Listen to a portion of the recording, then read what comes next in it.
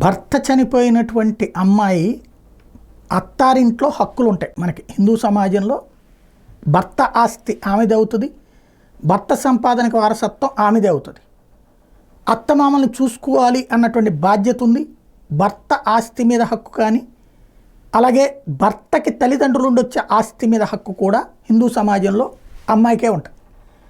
కానీ ఇక్కడ ఒక ముస్లిం సమాజానికి సంబంధించిన ఒక అమ్మాయికి సంబంధించిన కేసులో వితంతు కోడలకి మామ భరణం ఇవ్వక్కర్లేదు అని తీర్పు వచ్చింది. వితంతు అయిన కోడలకి ఆమె మామ ఎలాంటి భరణం చెల్లించాల్సిన పని లేదని మధ్యప్రదేశ్ హైకోర్టు స్పష్టం చేసింది. ఇందుకు మహమ్మదీయ చట్టం అంగీకరించదు. ఇది ముస్లిం పర్సనల్ లా వలన జరుగుతున్నటువంటి దాంట్లో మహిళలకు అన్యాయంలో ఇది మెయిన్. అంగీకరించదని తెలిపింది. భర్త చనిపోవడంతో తన పోషణ నిమిత్తం నెలకి 40,000 రూపాయల భరణం ఇచ్చేలా మామను ఆదేశించాలని కోరుతూ ముస్లిం మహిళ కోర్టును ఆశ్రయించారు. ఇందుకు గృహహింస చట్టాన్ని ఆసరాగా తీసుకున్నారు. ఆ చట్టంలోని 18 నుంచి 22 వరకు ఉన్న సెక్షన్లను ప్రస్తావిస్తూ అత్తవారింట్లో నివసించే హక్కు తనకు ఉందని, అందువల్ల భర్త తండ్రే ఆదుకోవాల్సి ఉందని కోరారు. విచారణ జరిపిన ట్రయల్ కోర్టు నెలకు 3,000 చెల్లించమని ఆదేశించింది. 40,000 అడిగితే దీన్ని సవాల్ చేస్తూ కూడా ఇది కూడా ఇవ్వనని ఆయన హైకోర్టును ఆశ్రయిస్తే ముస్లిం లా ప్రకారం అది కుదరదని చెప్తే జస్టిస్ హృదయేష్ రాయ్ విచారణ జరిపారు.